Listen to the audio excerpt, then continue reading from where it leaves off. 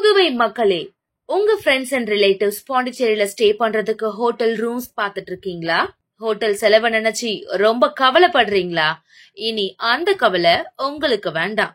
நாம மூலகுளம் KFC பக்கத்துல இருக்கிற யாஷ் வில்லா, இந்த 3 BHK வில்லால AC TV அட்டாச்ட் பாத்ரூம்னு ஃபுல்லி ஃபர்னிஷ் ஆகி கார் பார்க்கிங் வசதியோட உங்க பட்ஜெட்டுக்கு ஏத்த மாதிரி இருக்கு. உடனடியா 9952421750 இந்த நம்பருக்கு கால் பண்ணி உங்க ஸ்டேவை புக் பண்ணிக்கோங்க.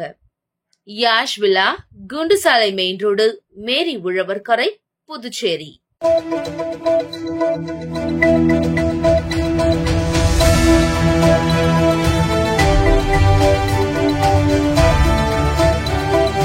வணக்கம். சக்தி சேனலின் புதுவையின் இன்றைய நிகழ்வுகள்.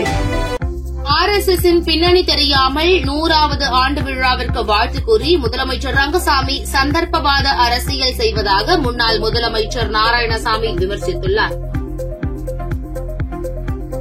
இதுகுறித்து அவரது இல்லத்தில் செய்தியாளர்களை சந்தித்த அவர், RSS 100வது ஆண்டு விழாவிற்கு முதலமைச்சர் ரங்கசாமியும் உள்துறை அமைச்சர் நமச்சிவாயமும் வாழ்த்து தெரிவித்திருக்கிறார்கள். RSS இயக்கத்தை பற்றி இருவர்களுக்கு என்ன தெரியும் என்று கேள்வி எழுப்பிய நாராயணசாமி, சுதந்திர போராட்ட காலத்தில் மகாத்மா காந்தி, நேரு தலைமையில் போராட்டங்கள் நடந்தபோது வெள்ளையர்களுக்கு ஆதரவாக இருந்தவர்கள்தான் RSS இயக்கம். இந்துக்கள் நாடுதான் இந்தியா என சொல்வதை ரங்கசாமி ஏற்றுக்கொள்கிறாரா? நாட்டின் அமைதியை சீர்குலைக்கின்ற இயக்கம்தான் RSS. இந்திய அரசியலமைப்பு சட்டத்தின் மீது அவர்களுக்கு நம்பிக்கை கிடையாது. எதற்காக வாழ்த்து சொல்கிறோம் என்று தெரியாமல், RSS பின்னணி தெரியாமல் வாழ்த்து சொல்கிறார் என்று கடுமையாக சாடிய அவர், ரங்கசாமி சந்தர்ப்பவாத அரசியல் செய்கிறார் என்பது தெளிவாக தெரிகிறது என்றார். புதுச்சேரி பாரதியார் பல்கலைக்கூட மாணவர்களால் கடற்கரையில் வடிவமைக்கப்பட்ட பிரதமர் நரேந்திர மோடியின் முகம் கொண்ட மணல் சிற்பத்தை துணைநிலை ஆளுநர் கைலாஷ்நாதன், முதலமைச்சர் ரங்கசாமி ஆகியோர் பார்வையிட்டனர். பிரதமர் நரேந்திர மோடியின் 75வது பிறந்த நாளை முன்னிட்டு புதுச்சேரி தலைமைச் செயலகம் எதிரே உள்ள கடற்கரையில் பாரதியார் பல்கலைக்கூட மாணவர்கள் சார்பில் மணல் சிற்பம் செய்யப்பட்டது. அதில் பிரதமர் மோடி, புதுச்சேரி துணைநிலை ஆளுநர் கைலாஷ்நாதன், முதலமைச்சர் ரங்கசாமி ஆகியோரின் முகத்தை வடிவமைத்தனர். மேலும் பெஸ்ட் புதுச்சேரி, வளர்ந்த பாரதம் 2047 என்ற வாசகங்கள் அச்சிற்பத்தில் இடம்பெற்றிருந்தன. இதனை புதுச்சேரி துணைநிலை ஆளுநர் கைலாஷ்நாதன், முதலமைச்சர் ரங்கசாமி, பாஜக மாநில தலைவர் ராமலிங்கம் மற்றும் சட்டமன்ற உறுப்பினர்கள் பார்வையிட்ட மணல் சிற்பம் வரைந்த மாணவர்களை பாராட்டினர்.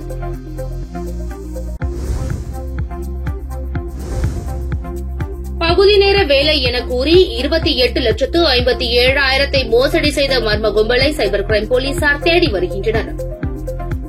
முதலியார்பேட்டையை சேர்ந்த நபர் பகுதி நேர வேலையாக ஆன்லைனில் முதலீடு செய்து ரூபாய் 28,57,000 சைபர் மோசடி கும்பலிடம் இழந்தார். முதலியார்பேட்டையை சேர்ந்த நபரை டெலிகிராம் மூலம் தொடர்பு கொண்ட நபர் ஆன்லைனில் பகுதி நேர வேலையாக வர்த்தகத்தில் முதலீடு செய்து அதிக பணம் சம்பாதிக்கலாம் என கூறியுள்ளார்.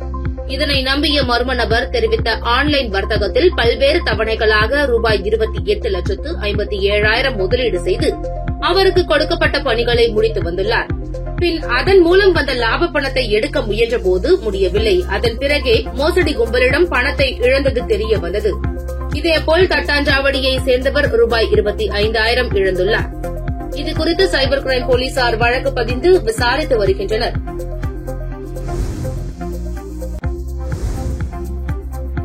புதுச்சேரி சாலையோர வியாபாரிகள் குழு தேர்தலை ரத்து செய்த நகராட்சியை கண்டித்தும் தேர்தலை உடனடியாக நடத்த வலியுறுத்தியும் சாலை மறியல் போராட்டத்தில் ஈடுபட்ட சாலையோர வியாபாரிகளுக்கும் போலீசாருக்கும் இடையே தள்ளுமுள்ளு ஏற்பட்டதால் பரபரப்பு ஏற்பட்டது. புதுச்சேரியில் சாலையோர வியாபாரிகளின் வாழ்வாதாரம் மற்றும் சாலையோர வியாபாரத்தை ஒழுங்குபடுத்த ஏதுவாக சாலையோர வியாபாரிகளின் உறுப்பினர்களை தேர்ந்தெடுப்பதற்கான தேர்தல் இன்று நடத்துவதாக புதுச்சேரி நகராட்சி அறிவிப்பு வெளியிட்டிருந்தது. ஆனால் இந்த தேர்தல் எந்தவித முன்னறிவிப்பும் இன்றி ரத்து செய்யப்பட்டதை கண்டித்தும் தேர்தலை உடனடியாக நடத்த வலியுறுத்தியும் தொழிற்சங்கங்களுடன் சாலையோர வியாபாரிகள் மறைமலை அடிகள் சாலையில் சாலை மறியல் போராட்டத்தில் ஈடுபட்டனர். தொடர்ந்து தேர்தலை ரத்து செய்த புதுச்சேரி நகராட்சி மற்றும் முதலமைச்சர் ரங்கசாமியை கண்டித்து அவர்கள் கண்டன கோஷங்களை எழுப்பினர். தொடர்ந்து அந்த பகுதியில் போக்குவரத்து பாதிப்பு ஏற்பட்டதால் மறியலில் ஈடுபட்டவர்களை போலீசார் அப்புறப்படுத்த முயன்றபோது போலீசாருக்கும் மறியலில் ஈடுபட்டவர்களுக்கும் கடுமையான தள்ளுமுள்ளு ஏற்பட்டது. இந்த சாலை மறியல் காரணமாக புதிய பேருந்து நிலையத்திலிருந்து செல்லும் பேருந்துகள் மற்றும் வாகனங்கள் செல்ல முடியாமல் போக்குவரத்து பாதிப்பு ஏற்பட்டது.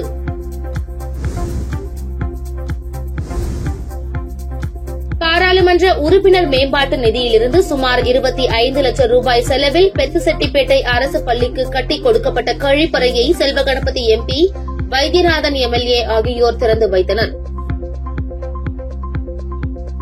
புதுச்சேரி லாசபேட்டை தொகுதி பெத்துசெட்டிப்பேட் அரசு ஆரம்ப பள்ளியில் புதிய கழிப்பறை கட்டிடத்தை பாராளுமன்ற மாநிலங்களவை உறுப்பினர் செல்வ கணபதி தொடங்கி வைத்தார். புதுச்சேரி லாஸ்பேட் தொகுதி பெத்துசெட்டிப்பேட்டை அரசு ஆரம்ப பள்ளியில் சுகாதாரமான கழிப்பறை வேண்டும் என்று பள்ளி நிர்வாகம் புதுச்சேரி மாநிலங்களவை உறுப்பினர் செல்வ கணபதியிடம் கோரிக்கை வைத்தனர். அதனை ஏற்று தனது தொகுதி மேம்பாட்டு நிதியிலிருந்து ரூபாய் 25 லட்சம் வழங்கி புதிய கழிப்பறை கட்டிடம் கட்டி முடிக்கப்பட்டது. இதற்கான திறப்பு விழா இன்று நடைபெற்றது. விழாவில் மாநிலங்களவை உறுப்பினர் செல்வ கணபதி, தொகுதியின் சட்டமன்ற உறுப்பினர் வைத்தியநாதன் ஆகியோர் சிறப்பு விருந்தினராக கலந்து கொண்டு கழிப்பறையை திறந்து வைத்து மாணவர்களின் பயன்பாட்டிற்கு அர்ப்பணித்தனர். இவ்விழாவில் லாசபேட் தொகுதி பொதுப்பணித்துறை அதிகாரிகள், பள்ளி தலைமை ஆசிரியர், ஆசிரியர் பெருமக்கள், பாரதிய ஜனதா கட்சியின் நிர்வாகிகள், பொறுப்பாளர்கள் மற்றும் ஊர் பொதுமக்கள் திரளாக கலந்து கொண்டு விழாவினை சிறப்பித்தனர்.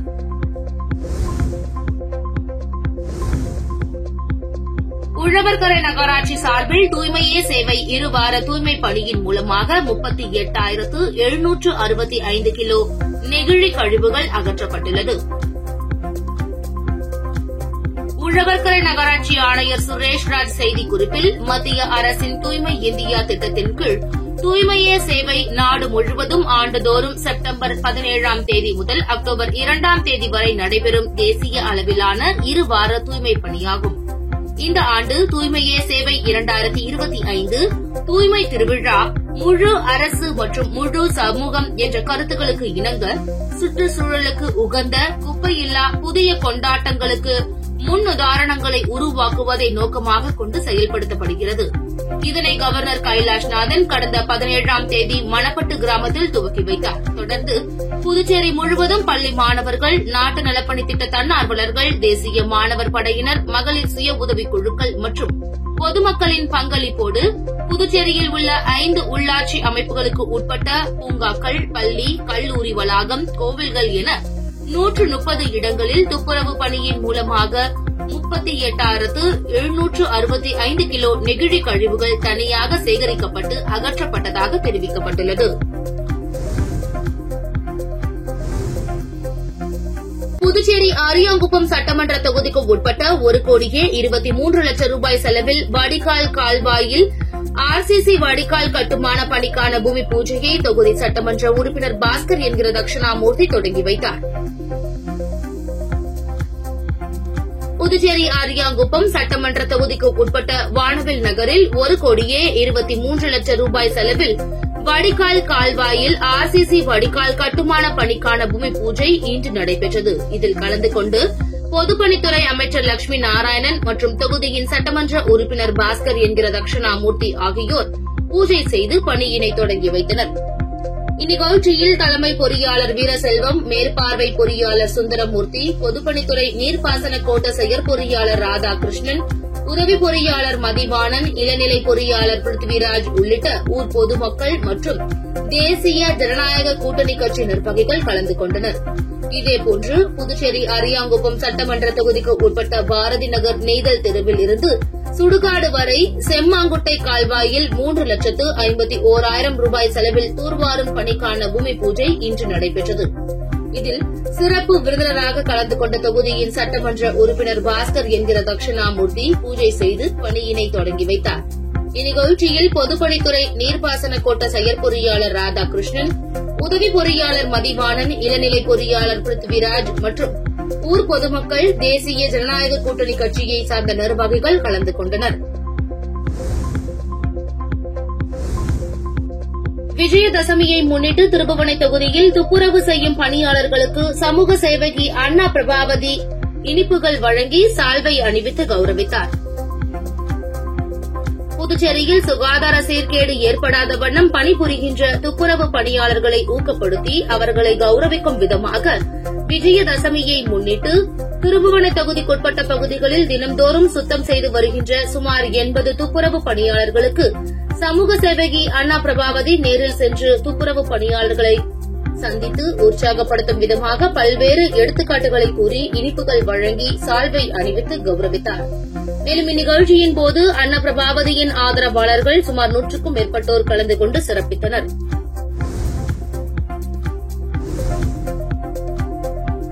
புதுச்சேரியில் பேக்கரியில் மாமல் கேட்டு மிரட்டிய ரவுடியை கைது செய்த போலீசார் கையில் மாவு கட்டோடு கடைக்கு அழைத்து வந்து மாமல் கேட்டது எப்படி என்று தத்ரூபமாக நடித்து காட்ட கூறினர். புதுச்சேரி தமிழக எல்லையான கோட்டக்குப்பம் முன்பு புதுச்சேரி எல்லையில் பெங்களூர் ஐயங்கார் என்ற பெயரில் பேக்கரி இயங்குகிறது.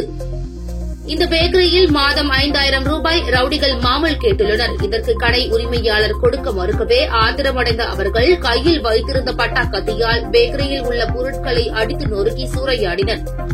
இதுகுறித்து பேக்கரி உரிமையாளர் கொடுத்த புகாரின் பேரில் வழக்கு பதிவு செய்த முத்தியால்பேட்டை போலீசார் புதுச்சேரியை அடுத்த தமிழக பகுதியான சின்ன கோட்டக்குப்பத்தை சேர்ந்த அப்பு என்ற ரவுடியையும் மற்றும் ஒரு சிறுவனையும் கைது செய்தனர். மேலும் அவர்களை கையில் மாவு கட்டோடு கடைக்கு அழைத்து வந்து போலீசார் மாமல் கேட்டது எப்படி என்று நடிக்க சொல்லி வீடியோவில் பதிவு செய்தனர்.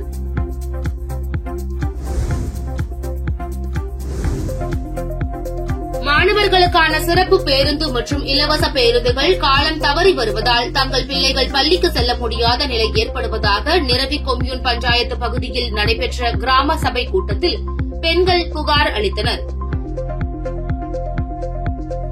புதுச்சேரி யூனியன் பிரதேசம் காரைக்கால் மாவட்டம் நிரவி திருப்பட்டணம் தொகுதிக்குட்பட்ட நிரவி கிராமத்தில் காந்தி ஜெயந்தியை முன்னிட்டு கிராம சபை கூட்டம் மாவட்ட ஆட்சியர் ரவி பிரகாஷ் தலைமையில் நடைபெற்றது.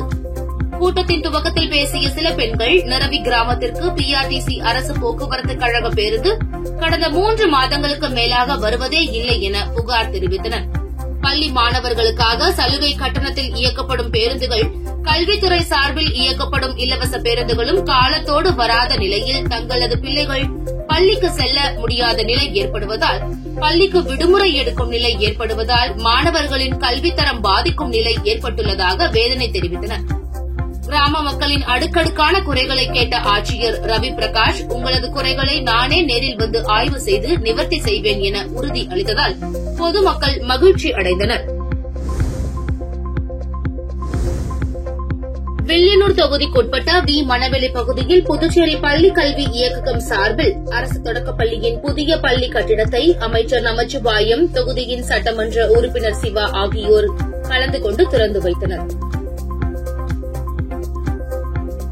புதுச்சேரி அரசு மாணவர்களின் கல்வி நலன் கருதி பல்வேறு நடவடிக்கைகளை மேற்கொண்டு வருகிறது. அதன் அடிப்படையில் வில்லியனூர் தொகுதிக்குட்பட்ட வி மணவெளி பகுதியில் பொதுமக்கள் மற்றும் பெற்றோர்களின் நீண்டநாள் கோரிக்கையாக தொகுதியின் எம்எல்ஏ சிவாவிடம் மணவெளி பகுதியில் புதிய கட்டிடம் கட்ட வேண்டும் என்ற கோரிக்கை வைத்ததன் அடிப்படையில் புதிய கட்டிடம் கட்டப்பட்டு அதற்கான திறப்பு விழா நடைபெற்றது.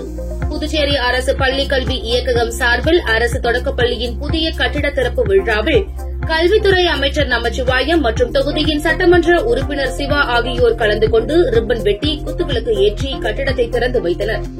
மேலும் இந்நிகழ்ச்சியில் கல்வித்துறை இயக்குநர் அமன் சர்மா, கல்வித்துறை முதன்மை கல்வி அதிகாரி குலசேகரன், பள்ளி துணை ஆய்வாளர் வட்டம் 4 திருவரசன் ஆகியோர் முன்னிலையில் நடைபெற்ற இந்நிகழ்ச்சியில் பள்ளியின் பொறுப்பாசிரியர், ஆசிரியர்கள், ஊழியர்கள், மாணவர்களின் பெற்றோர்கள், ஊர் பொதுமக்கள், முக்கிய பிரமுகர்கள் என ஏராளமானோர் கலந்து கொண்டு சிறப்பித்தனர்.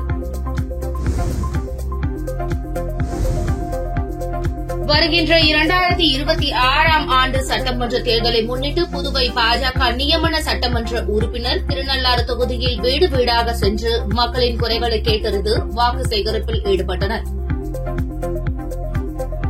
வருகின்ற 2026ஆம் ஆண்டு தமிழகம் மற்றும் புதுச்சேரி மாநிலங்களில் சட்டமன்ற தேர்தல் நடைபெறுவதை முன்னிட்டு பல்வேறு அரசியல் கட்சிகளும் தேர்தல் பரப்புரையில் ஈடுபட்டு வருகின்றனர். இதன் ஒரு பகுதியாக புதுச்சேரி மாநிலம் காரைக்கால் மாவட்டத்தில் உள்ள திருநள்ளாறு தொகுதியில் புதுச்சேரி பாஜக நியமன சட்டமன்ற உறுப்பினர் GNS ராஜசேகரன் தலைமையில் பாஜகவினர் தொகுதியில் உள்ள அனைத்து பகுதிகளுக்கும் வீடு வீடாக சென்று மக்களின் குறைகளை கேட்டு வாக்கு சேகரிப்பில் ஈடுபட்டனர்.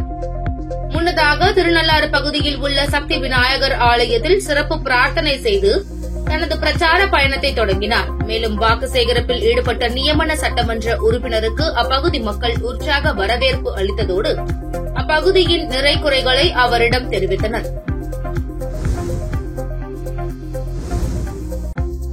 திருவெண்ணைநல்லூர் காவல் நிலைய எல்லைக்குட்பட்ட அரசூர் கூட்டுச்சாலையில் புதிதாக புறக்காவல் நிலையத்தை மாவட்ட காவல் கண்காணிப்பாளர் சரவணன் திறந்து வைத்தார்.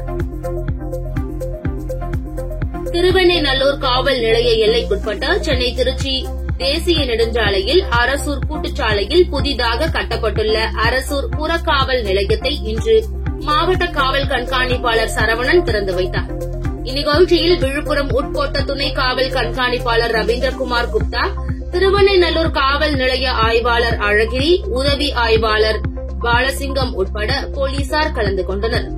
அரசூர் புறக்காவல் நிலையத்தில் 24 மணி நேரமும் சுழற்சி முறையில் காவலர்கள் பணியில் அமர்த்தப்பட்டுள்ளனர் என்பது குறிப்பிடத்தக்கது.